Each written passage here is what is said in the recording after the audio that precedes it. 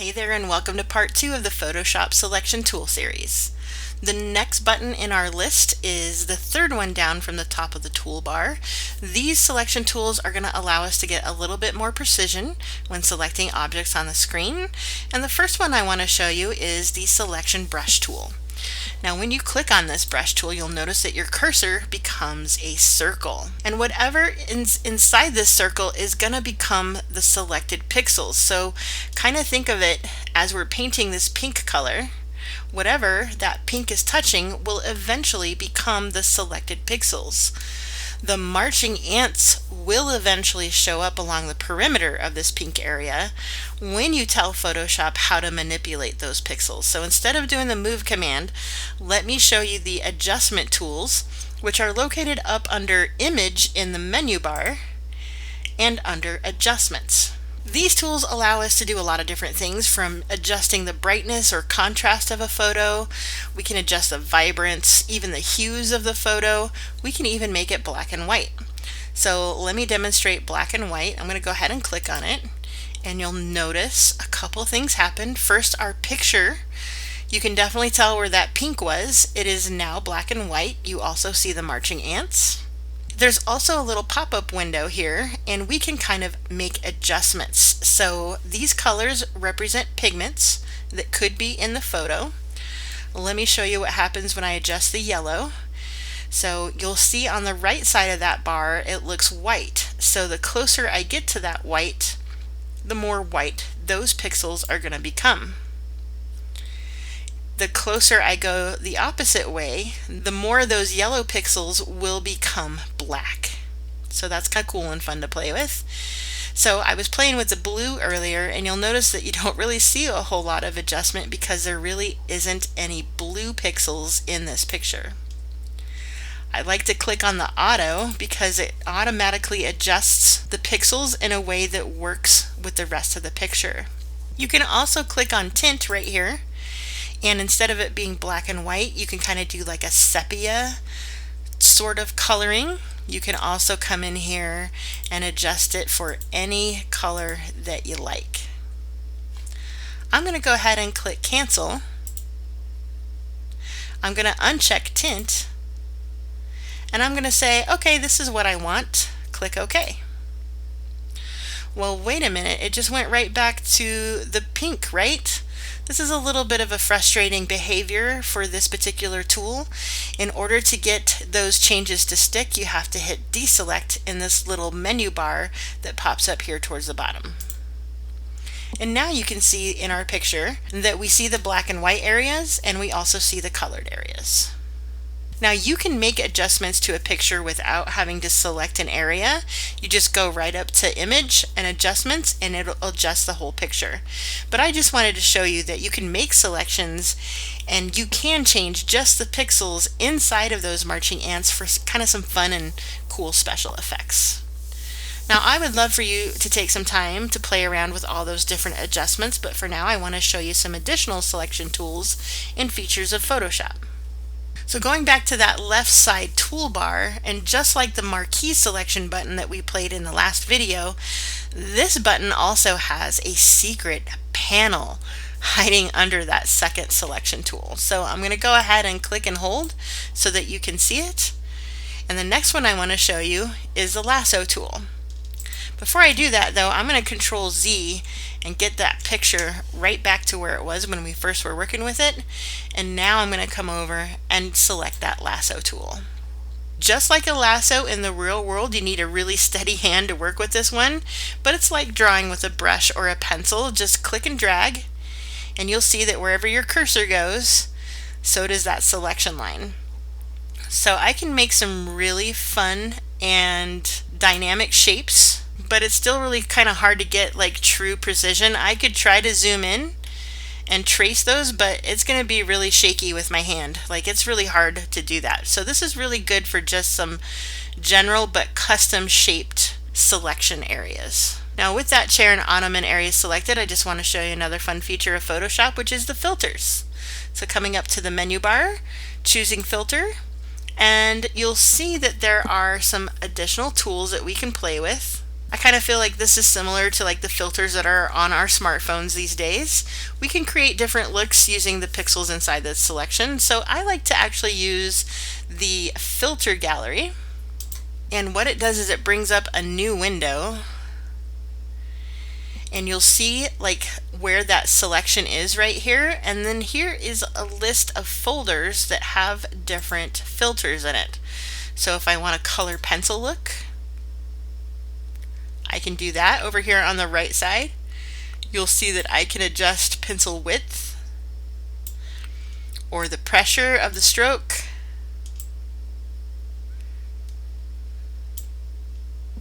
I can change the paper brightness. Like there's a lot of things that I can kind of play with, but that's not the only thing I can do. I can give it some really fun, unique, stylized looks. Oh, look at that. It looks like Grandma wrapped my chair in plastic. Here's the smudge stick, sponge, like there's all kinds of fun ones. One of my favorite ones is under stylize, and it's the neon glow. That one kind of takes me back to my raving days. But there's all kinds of things for you to kind of use filters for. You can adjust the filters for whatever kind of effect that you want it to have. But when you find one that you feel like is a good touch, just go ahead and click OK. And you will see that that has updated here in the picture. I'm going to do a Control D to deselect, and you'll see that it makes that filter stick just in that area. Again, you don't need to use the selection tool necessarily. You can change any photo, the filter, just go up to filter, like we can do it right now. Filter gallery, poster edges. If I want to give the whole thing a poster edge, let's do something a little bit crazier. Let's try a texture. Click OK. So see, it'll do the whole picture in that way. Lots of fun options for you to play with later, but for now I want to keep us moving forward with that next selection tool. So again, I'm going to Control Z until we get our picture all the way back to where it was when we were first working with it. Control D to get rid of those marching ants. The next tool I want to show you is the polygonal lasso tool. And this is really great when you have a straight edged object. So I'm going to zoom in right here on this square planter base right here. So Control plus to kind of zoom in. I'm going to use these little scroll bars to help me get back over here. And let's say that I just want to select this guy. The polygon lasso tool works just like the line tool in AutoCAD or the pen tool in Illustrator. Just click to place the first point of your line, and then keep placing those endpoints of the lines as you work your way around it. Now this is definitely a tool that you need to have zoomed in, and it's only going to do straight lines. So if you have curved lines, you might have to do smaller, but you can see how much more precise I can get a little bit more effectively. And remember, you always want to close the shape. So hover your mouse over that very first point that you put down, and you should see there's a small little circle next to that icon on your cursor. That just simply is giving you the hint that you're about to close the object if you go ahead and click the mouse. So we'll click it, and you'll see that we get the marching ants. So very simple and easy to use. I did want to show you another feature is, like, let's say that we have this, but maybe I want to include more marching ants. Like I want to select additional pixels that I forgot to select. So up here in the menu bar, you're going to see always a series, and they kind of look different depending on which selection tool that you're working with. But if I hover my mouse over this one, it says Add to Selection. This one says Subtract from a selection, and this one is to intersect with a selection. So if I wanted to add to this selection, I just click on that, and you'll see that there's a little plus sign next to the cursor now. And just like we drew before, like if I want to add this shape into it, again, I'm kind of going fast, but I'm getting everything that I wanted to. I close that shape, and it's going to add that selection to the marching ants. And kind of the same factor, if I want to deselect those, again, I start somewhere, you have to draw the shape, and I can actually go outside and do this, and it will deselect that area and keep just what I told it to keep. So I kind of feel like the polygonal lasso tool is pretty straightforward because it uses straight lines. And then all of the selection tools will give you the option up here in these option bars at the ribbon to add to the selection or to deselect. I haven't really played too much with the intersect. I don't really use that very often, but I definitely have used the add and subtract options. Alright, now that you have a hang of the polygonal lasso tool, I'm going to show you the magnetic lasso tool, which is pretty cool. Control D to deselect. And I'm going to move this scroll bar over so that we can concentrate on this little ottoman right here. I'm going to go ahead and select the magnetic lasso tool. And I'm going to start it kind of like in this darker area right here. This one you might want to watch what it does first before you give it a go. And it starts off just like that polygonal lasso tool. I'm going to drop the first node or the first grip, and then I'm slowly going to follow the outline of that ottoman, and you'll see that it's actually dropping little nodes and it's actually following the edge of that ottoman. So what it's actually doing is it's reading the pixel differences, like how light or how dark it is on one side of the line that you're tracing versus the other side. So this ottoman is so bright white against that background that it's really easy for it to trace, and it's actually selecting those areas very precisely. But the key is you have to trace with the tip of that arrow and you have to slowly follow it. Now you can see as I'm getting into the carpet that it's having a hard time distinguishing between the ottoman and the carpet, and that's just because those pixels are very closely related in color, so it can't really quite pick that out. Sometimes when I'm trying to turn a corner like I am here at the bottom of this ottoman, I click to place a node so that it knows, and then I'm going to switch direction. And again, it might have a little bit of a hard time. This is definitely much more precise than the other ones that we've been using, but there are pluses and minuses to using it. And now I'm right back to that very first one that I clicked. I'm going to go ahead and click, and you'll see the marching ants. And once again, we can probably come in here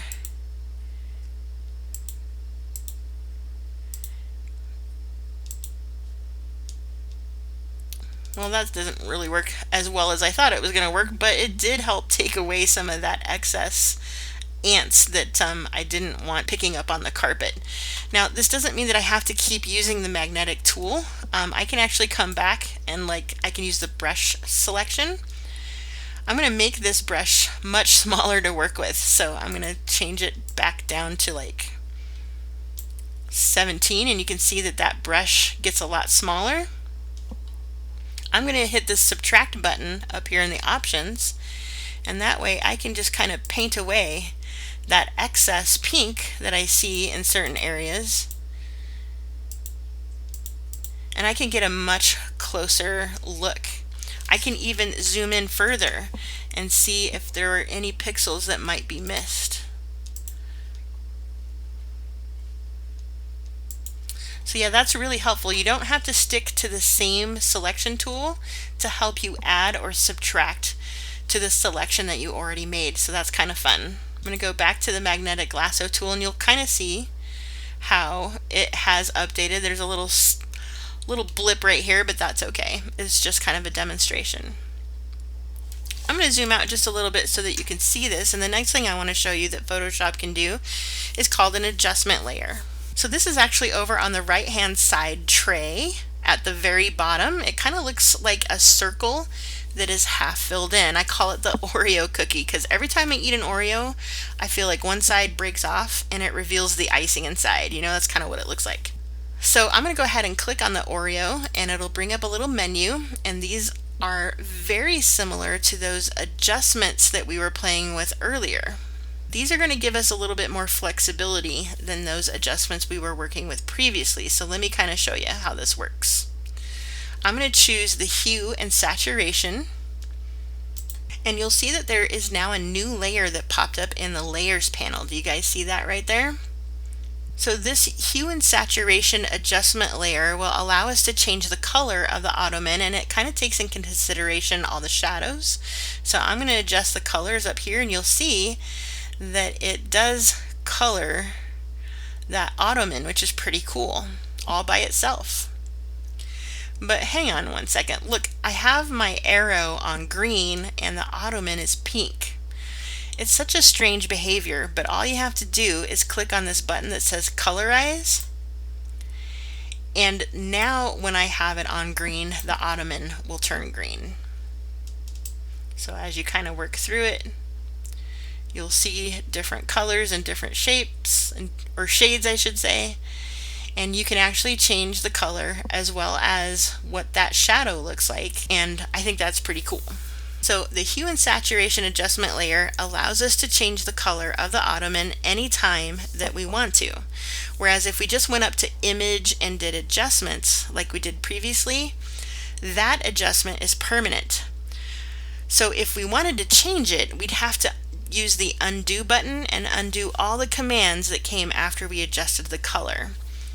But with this option, this will allow us to come back in here and change this color whenever we want, how often we want to, regardless of the sequence of commands that we have done before. So this is going to be one of the commands that we're going to use often in your upcoming project. So the selection brush tool, the lasso tool, the polygonal and magnetic lasso tools were great ways to make selections with more precision. But next video, I'm going to show you how the smartest selection tools are going to make your life so much easier.